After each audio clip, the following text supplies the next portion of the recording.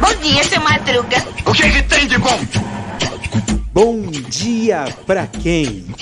Fique por dentro das notícias do dia da pior forma possível. Apresentação: André Arruda.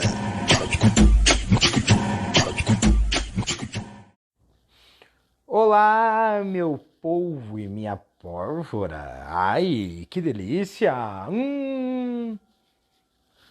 Sou eu, André Arruda. E este é mais um Bom Dia pra quem? Pra quem? Aliás, já chegou o final de semana, né? O fim de semana veio aí e o bicho tá pegando. O bicho vai pegar. Quer dizer, na verdade, essa é a primeira semana efetiva do ano, né?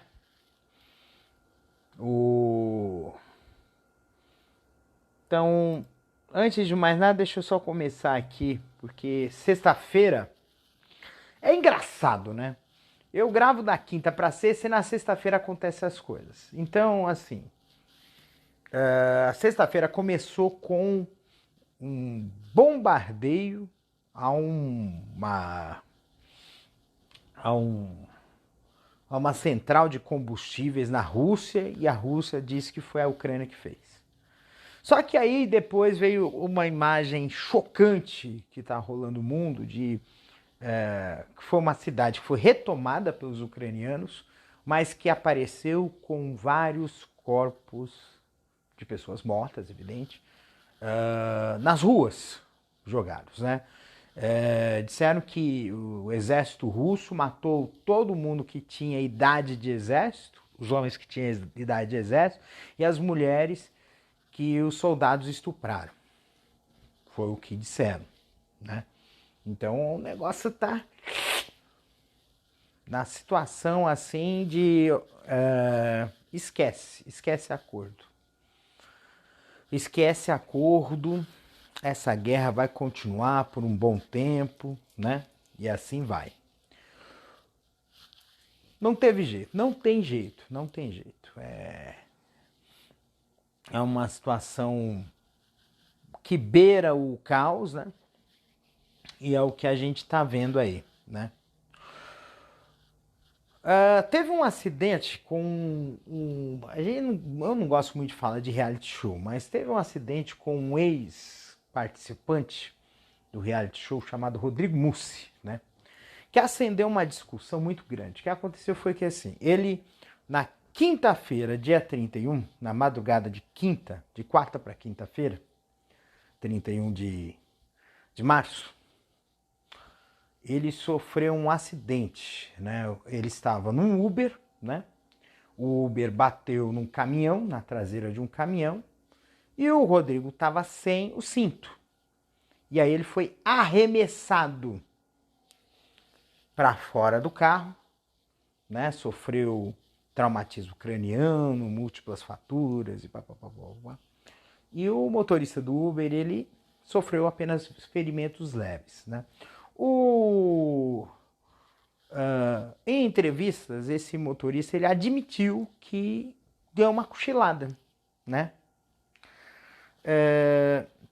Só que aí veio uma discussão. Teve gente que fala assim, porque não sei quem é responsável. Gente, acho que eu já falei, isso, né? Acho que em outro episódio, né? Porque tá falando, ele melhorou, né? Ele está em observação, passou por cirurgia, né? Não sei como é que vai ser as sequelas desse rapaz, mas vamos ver. Mas a grande discussão foi em relação aos Ubers, né? Porque o Uber foi irresponsável, ele tinha que ter descansado, se ele estava cansado, ele tinha que descansar. Gente, para uma pessoa, muitas vezes, muitos desses motoristas de Uber ou os motoboys que trabalham em aplicativos de entrega, né? Muitos deles têm jornadas extremamente extenuantes de trabalho para garantir o seu sustento, né? E isso é uma coisa que não se fala, né? Por isso que quando o pessoal fala daquele papinho ridículo, aquele papinho blasé de porque você romantizar, né, o sacrifício, né? Tipo, você não se esforçou o suficiente, para você chegar ao topo, você precisa se sacrificar, você tem que acordar às 5 horas da manhã e dormir às 2 da manhã. Falei assim, vá pro inferno. É muito fácil você ter qualquer horário para acordar ou para dormir se você é patrão ou herdou alguma coisa de alguém. É muito fácil isso. É facílimo.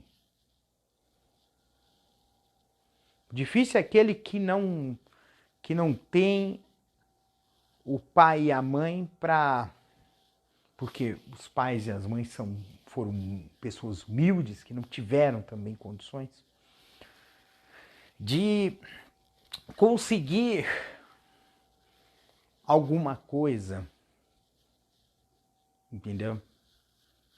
E ter condições de ter uma educação decente, de ter condições inclusive de tempo para poder estudar, porque tem muita gente que para ajudar no sustento da família precisa largar a escola, trabalhar cedo. Com 14, 15, 16 anos já está na lida. Entendeu? E essa é a realidade da maioria da população brasileira. Nós somos uma pequena minoria e eu admito, eu fui um privilegiado. Minha mãe sempre falou assim, você tem que estudar. Você tem que estudar. Você tem que estudar. E eu só comecei efetivamente a trabalhar, ao contrário dos meus irmãos. Meus irmãos começaram a trabalhar cedo, minha irmã começou a trabalhar com 14 anos de idade, meu irmão, se eu não me engano, com 16. Eu comecei com 18 anos, 17, 18 anos. O que para muitos é um absurdo, porque muitos começaram muito cedo. E essa vida de sacrifícios, esse self-made man, né? Essa história do self-made man, é uma história que muita gente se seduz. Muita gente se sente seduzida por essa história, né? Do homem que se fez sozinho, da mulher que se fez sozinha. Mas o fato é que se você não tem um ponto de partida que te dê condições para poder subir, não adianta o sacrifício que for, que você não sobe. Isso é triste, porque a gente precisa oferecer condições melhores para todos nós. Salários mais justos, serviços públicos melhores, de transporte, de educação, de saúde, planejamento familiar, coisa que é considerada tabu por alguns, que na verdade querem ocupar esse espaço. Existe gente que quer ocupar o espaço social. Algumas igrejas, por exemplo.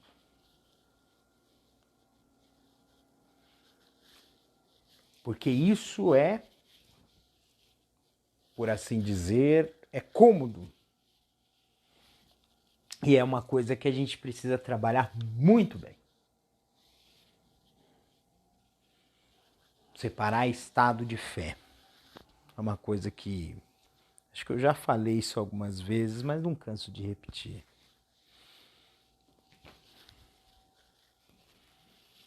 Mas o importante é que a gente precisa ter essa consciência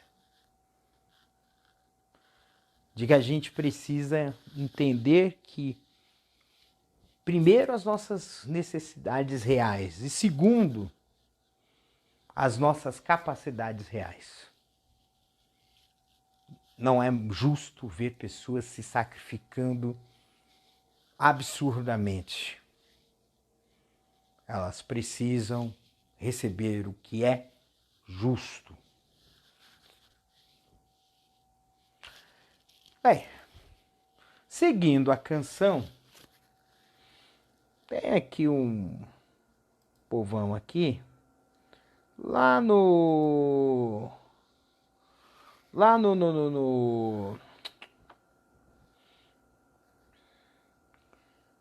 tem aqui um colunista falando assim que Lula está demorando a entrar em campanha. Estava comentando com uma colega e ela disse assim, não, às vezes o silêncio é a melhor estratégia.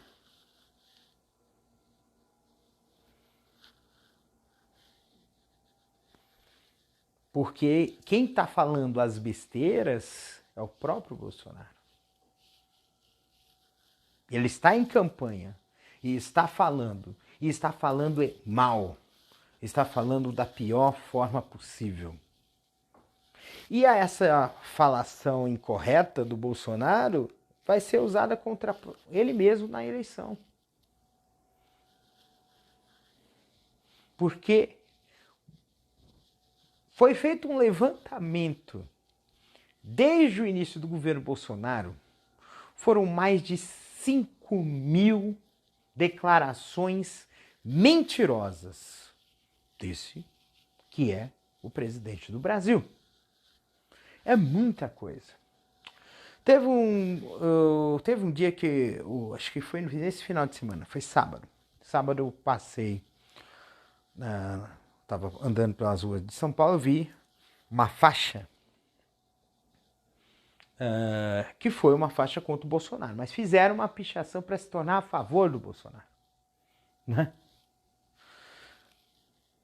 Isso traz um impacto, porque, peraí, alguém pichando para ser a favor? Muito estranho. Mas eu digo para vocês que, assim, esse governo, ele tem um pensamento, uma ideia, um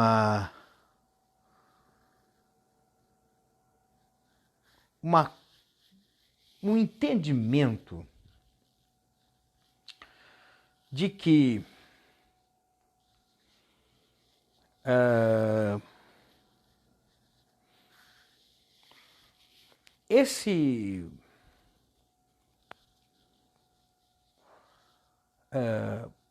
esse governo parece que é a cara de uma parcela dos brasileiros. Porque nós vivemos sobre uma cultura que não é uma cultura de entender, não é uma cultura de aceitar, não é uma cultura, quer dizer, não é uma cultura de aceitar o novo, o diferente. Não é uma cultura que permite um entendimento de uma situação de opressão, não é uma cultura que impele que impõe, que bota a gente para agir, entendeu? E por isso a gente fica assim, peraí, tem alguma coisa errada aí.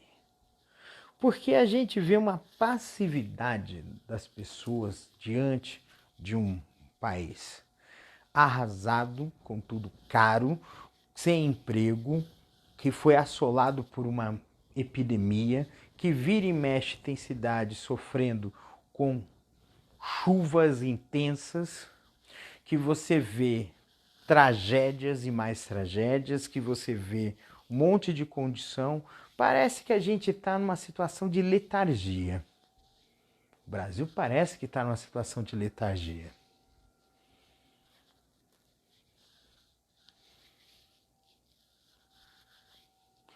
Mas algumas pessoas realmente elas estão encampando. Eu fiquei assustado com um rapaz que é um amigo de infância que falou assim, Bolsonaro.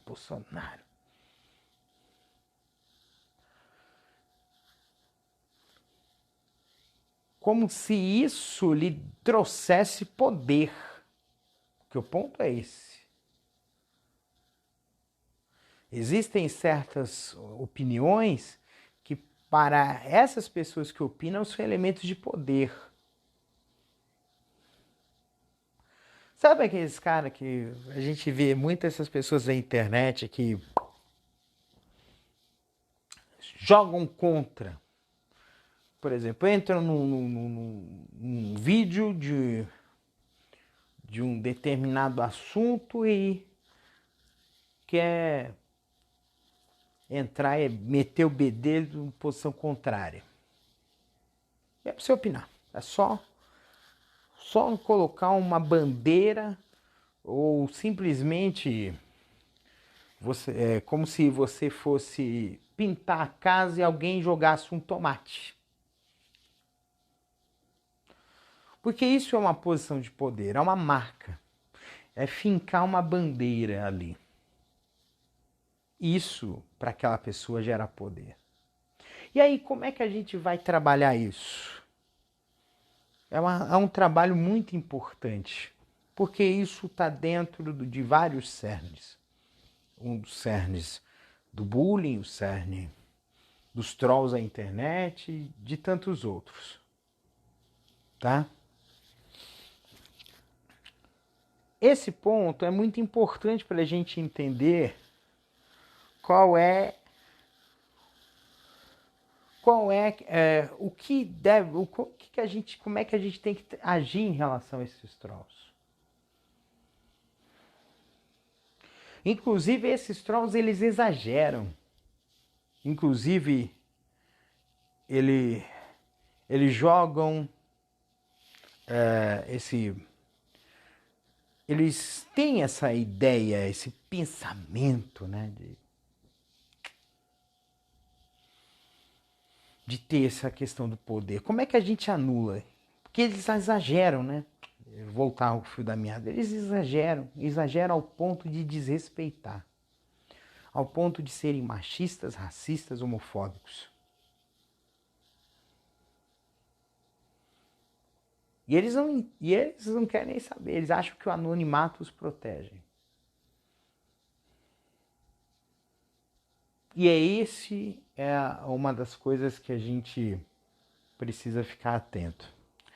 Tem um rapaz que fez, um youtuber que fez um puta de um vídeo da hora. Que eu achei da hora, que foi as Panteras do Lula. O que aconteceu que o pessoal bolsonarista não gostou e montou multirões de pessoas para denunciar o canal dele no TikTok. E o TikTok atendeu o pedido desses canalhas e derrubou a conta desse rapaz.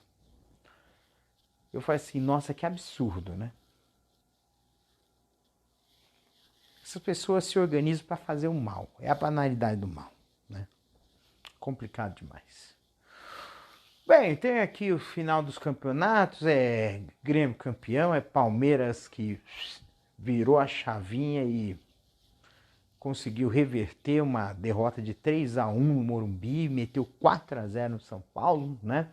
O Fluminense segurou o Flamengo e foi campeão carioca, então parabéns aos campeões, mas essa semana tem Libertadores e essa semana... acho que no final dessa semana já temos o Campeonato Brasileiro de Futebol, né? E é tudo apertadinho, tá?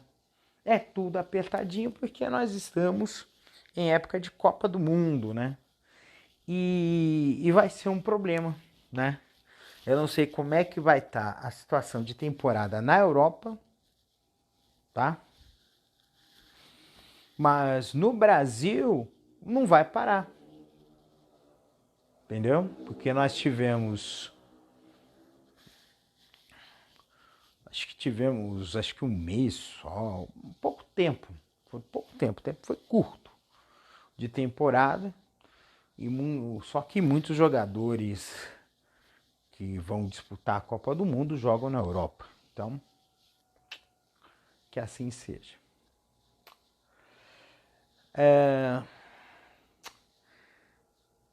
Essa semana é uma semana que a gente precisa ficar esperto, ficar atento, porque é uma semana que nós estamos começando o segundo trimestre, efetivamente, de 2022. Que essa semana seja uma semana com muita cor. Pode ser um dia de calor, pode ser um dia de fazer coisa boa, porque é assim que tem que ser. As coisas têm que ser assim.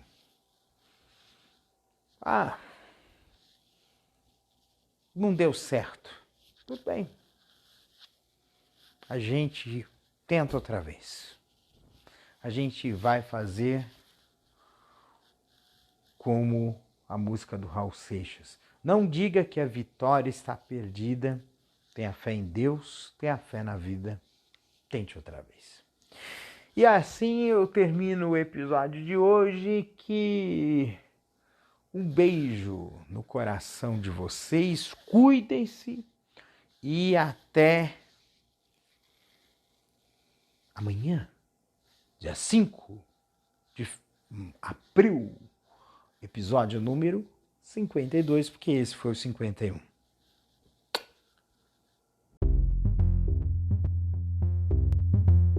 Este episódio é uma produção da Castor AMT, www.castor.com.br. Você pode encontrar este episódio e muitos outros do podcast Castor e seus escapes no endereço anchor.fm/castor ou nas principais plataformas de podcasting: Spotify, Apple Podcasts, Google Podcasts, Overcast, Castbox, Pocket Casts, Radio Public, Stitcher, Deezer, TuneIn, Resso, Amazon Music e Audible. Siga o podcast nas mídias sociais. Os endereços estão na descrição deste episódio.